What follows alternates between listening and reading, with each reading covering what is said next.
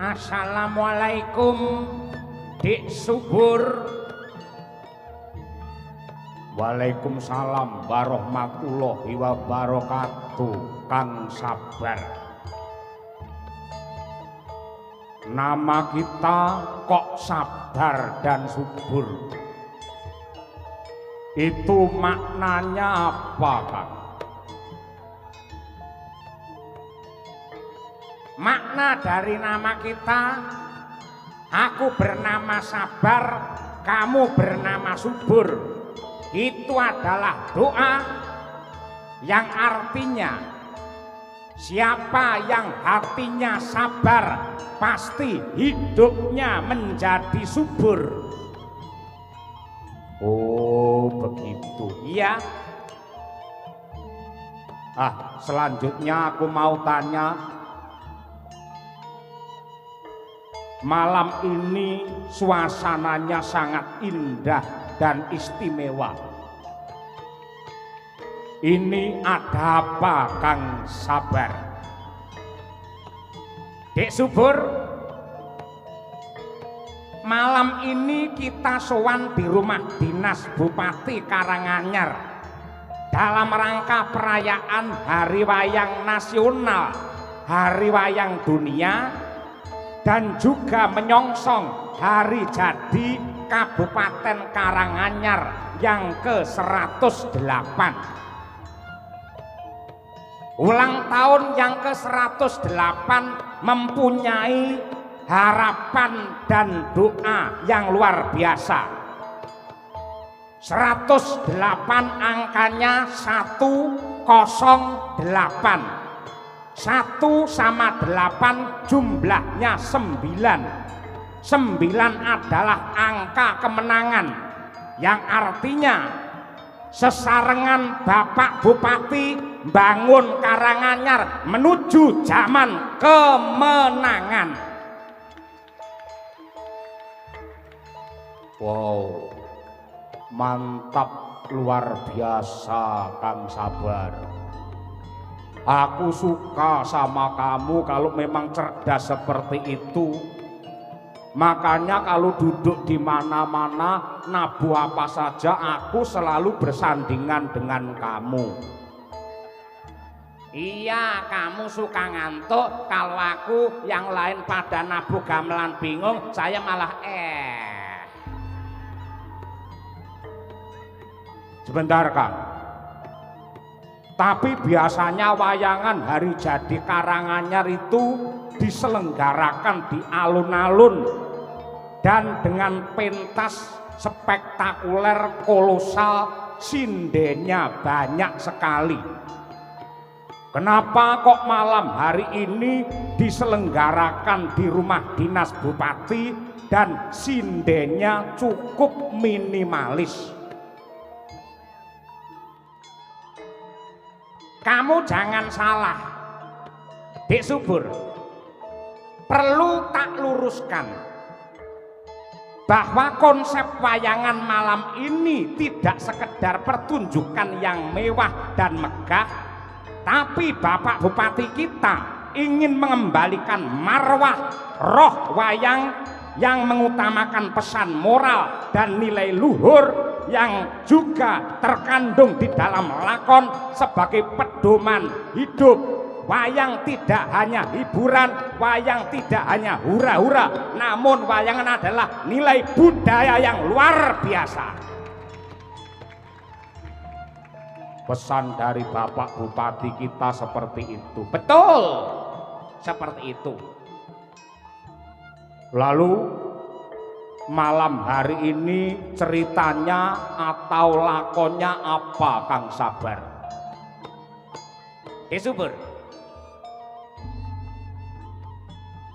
karena zaman sekarang di negara kita krisis sosok panutan jiwa kesatria sejati yang menjadi pedoman bagi masyarakat, maka pada malam hari ini cerita atau lakonnya adalah Tripomo. Tripomo apa itu? Lakon Tripoma ini bersumber dari serat Tripoma karya Kanjeng Gusti Pangeran Haryo Mangkunegara keempat. Tripoma artinya 3 sosok kesatria atau prajurit yang berjiwa besar, rela berkorban jiwa raga untuk pengabdiannya kepada nusa dan bangsa. Itu isi Tripama. Oh, lalu siapa saja 3 satria tersebut, Kang Sabar? 3 kesatria tersebut yang pertama adalah bernama Bambang Sumantri. Tokoh wayangnya adalah seperti ini. Ini namanya Bambang Sumantri, atau juga disebut Patih Suwondo. Sumantri adalah pemuda dari desa Jatisrana, putra dari Resi Swandagni yang mempunyai tekad bulat untuk mengabdikan diri kepada Raja Maespati Prabu Arjuna Sasra. Demi cita-citanya yang mulia untuk menjadi pejabat yang jujur dan tanggung jawab, dia rela kehilangan adiknya yang bernama Sukasrana dan juga rela berkorban nyawa untuk menjaga martabat negaranya. Tepuk tangan untuk Bambang Sumantri.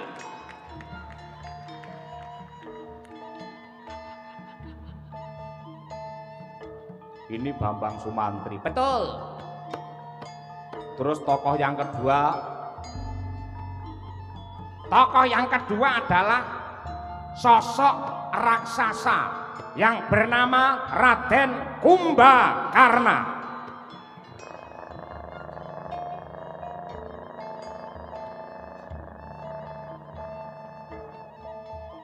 Kumbakarna, masa raksasa monster seperti ini menjadi contoh yang baik, Kang Sabar? Oh, kamu jangan salah. Kamu jangan salah, Dik Subur. Kumbakarna mempunyai jiwa yang mulia, jujur dan patriot sejati. Hal ini bisa menjadi contoh yang baik walaupun berwujud raksasa, tapi baik dan jujur. Lebih baik berwujud buruk muka namun hatinya bersih daripada menjadi piyayi, mobilnya Mercy, memakai jas dan jadasi, namun tiap hari kerjaannya hanya menjadi korupsi. Oh, begitu. Rak begitu Raden Kumbakarna. Memang betul. Nah, itu. Tuh. Lalu kesatria yang ketiga namanya siapa? Kesatria yang ketiga adalah Ratu Angga atau Ngawangga yang bernama Sang Basukarna. Ini Prabu Basukarna. Betul. Atau Suryatmojo atau Surya Putra. Karna atau Karno adalah putra Dewi Kunti Talibrata, kakaknya para Pandawa. Namun di dalam perang Bratayuda justru Karno berpihak kepada Duryudana Raja Serakah. Walaupun dalam perang Bratayuda Basukarna bermusuhan dengan para Pandawa, namun di jalan yang berbeda, tujuannya tetap sama, yaitu rela gugur untuk membasmi angkara murka di dunia. Itulah Basukarna. Wow, luar biasa. Jadi hanya 3 kesatria ini yang menjadi contoh dan juga mempunyai peran utama dan penting pada pergelaran wayang pada malam hari ini. Tidak, masih ada lagi salah satu tokoh penting dan utama yang menentukan wayang malam hari ini terlaksana atau tidak? Siapa? Tidak lain tidak bukan adalah ini tokohnya.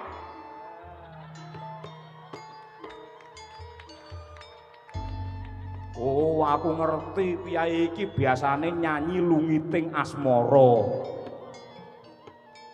Lungiting Asmara itu jangan dianggap salah. Lungit adalah keindahan, asmara adalah cinta. Dengan cinta kasih Bapak Bupati untuk warga masyarakat, akhirnya menjadikan tentram dan indah untuk Kabupaten Karanganyar yang tercinta. Aku sebagai rakyatnya bangga sekali, orangnya berwibawa, orangnya cakap, orangnya jujur, orangnya bijaksana. Jangan dicium, nanti istrinya cemburu. Lalu bagaimana? Nah, setelah saya jelaskan, mari bersama-sama kita simak lakon Tripama. Sebentar, Kang Sabar, kenapa kok pada malam hari ini kamu menggunakan bahasa campuran, yaitu bahasa Indonesia? Padahal biasanya wayang itu menggunakan bahasa Jawa. Wayang sekarang sudah mendunia. Tidak hanya dinikmati oleh orang Jawa, tidak hanya dinikmati oleh orang Indonesia, namun juga dinikmati oleh orang sedunia. Generasi Z era sekarang tidak ada yang tahu terhadap cerita wayang karena tidak paham atas bahasa wayang.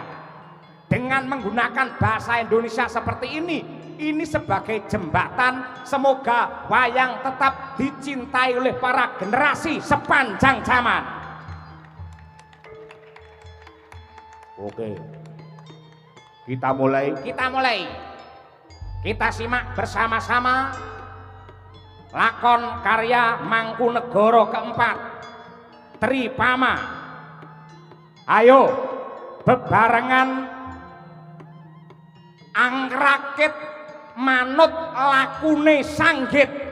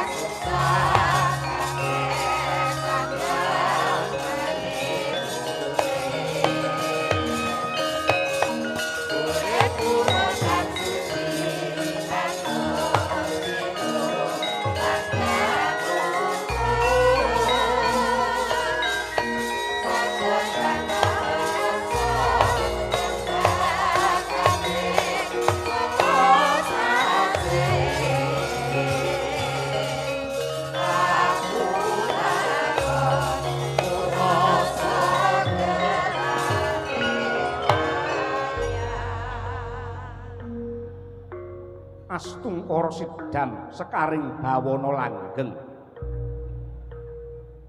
Putraku ngger bocah bagus, Bambang Sumantri. Yen pancen wis kenceng lan gembleng, tekadmu bakal nyramakake uripmu kanggo negaramu Maespati. Bapakmu iki Resi Swandagni. Yektine banget anggene jumurung lan mangestoni. Gatekno welingku ya nggir. Tumrap wong Suwita Praja, dudu papane wong golek sugih, dudu panggonane wong golek pangalembana, lan dudu papane wong mikolehake diri pribadi lan golongane. Nanging negara mbutuhake wong kang tulus lan ikhlas ngudhokake jiwa ragane kanggo njunjung derajate bangsa. Kowe kudu wani toh jiwa tombok raga cilik lara gedhe mati. bebasan saguh remuk kinarya sawur putung dadi bebalang lan maneh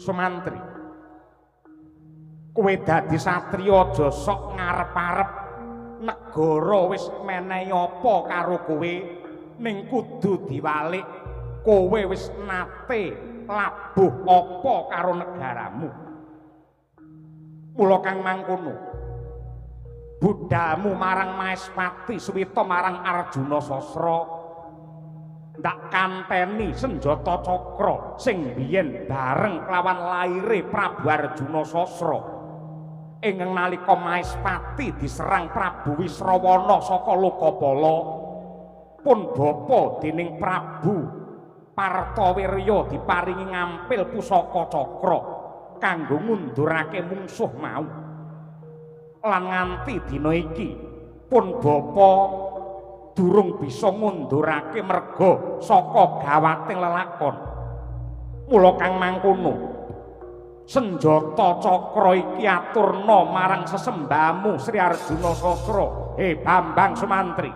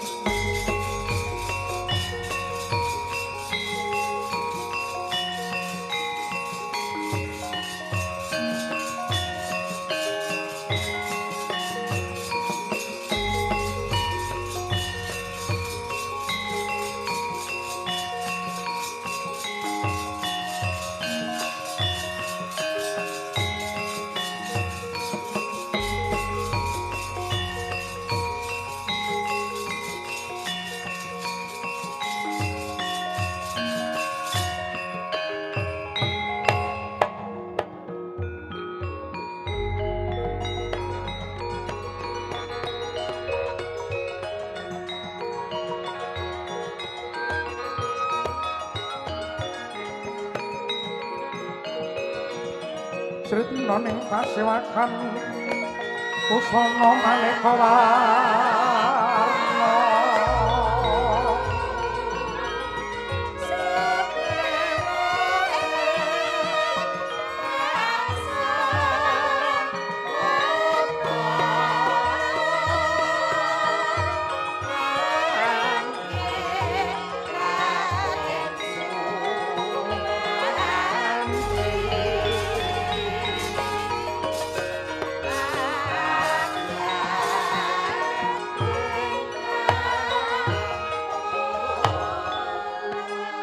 kawula nuwun sewu sembah pangabekti kula kunjuk sandhap padha paduka sinuwun Prabu Maespati Sri Arjuna Sasra atur wuninga bilih kula menika lare saking Pertapan Jati Sarana nami kula pun Bambang Sumantri kula badhe nderek suwita lan rumeksa tentreming Maespati ya jagat ya dewa ya Bathara Bambang Sumantri ingsun wis ngerti yen sira iku isih kadangku pribadi nanging wong suwita ratu mono ora kena mung sangu dupeh dulure ratu mula kang mangkono ingsun pengin ngerti sepira anteping tekadmu Bambang Sumantri kawula nuwun sewu sampun golong tekad kula linambaran tri prakawis hanenggih guna kaya kalian purun maknane piye Sumantri guna tegesipun lebda saliring kardi agal lembat sampun kecakup sarta sembada ngrampungi karya angka kalih kaya maknanipun ing lair angudi kardi mrih cekap ing samukawis sarta sugih dumateng lelabetan Angka 3 purun tegesipun tetek lan wani, lila legawa kurban jiwa raga saguh dados tumbaling kautaman sinuwun.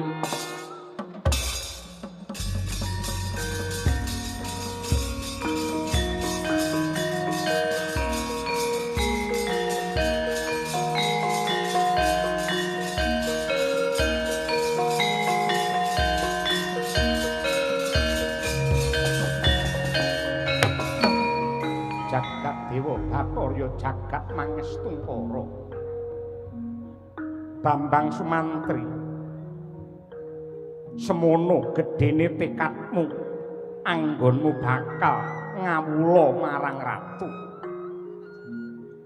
Purbanana Sumantri, dina iki ingsun nampa layang saka negara Magadha ingkang surasane ingsun supaya ngayomi wong Magadha ingkang kinepung dening Ratu Sewu Negara ingkang didekengi kelawan Ratu Widarba Prabu Darmawasesa. Tata gelar Prabu Darmawasesa bakal nglamar sekaring kedaton Magadha Dewi Citrawati. Nanging sejatine kuwi mung kinarya reka daya lan sanggit rungsit anggone bakal nyidak kamardikane wong Magadha. Sumantri, dina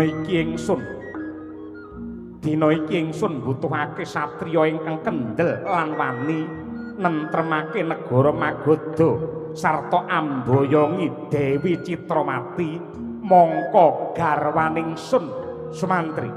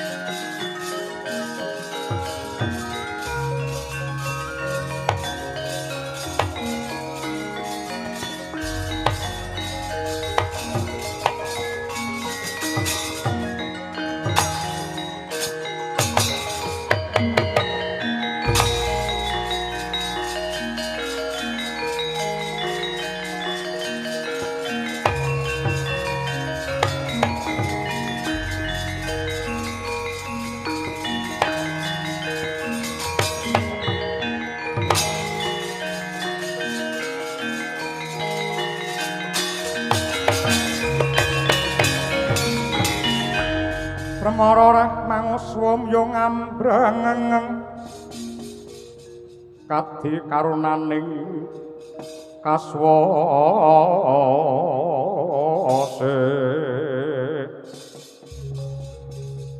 haneng marga memalar agung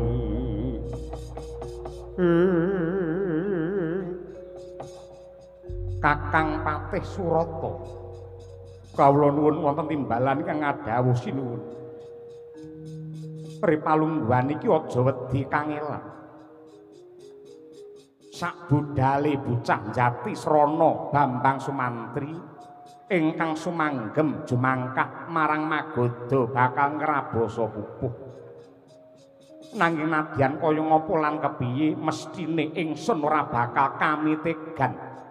Sing tegese lamun ta ana ketleyek ing lelakon ana bobol boroting crita tan murunga wong Maespati sing bakale kuwirangan lajeng kepareng paduka kados pundi sinuwun anggenmu dandan aja kok kendhone kepara malah kenceng ana awat-awat ana lakune Bambang Sumantri lamun ta nemahe bebaya magita-gita Patih Surata paring pambiyantu nyuwun tambahing pangestu Kanjeng.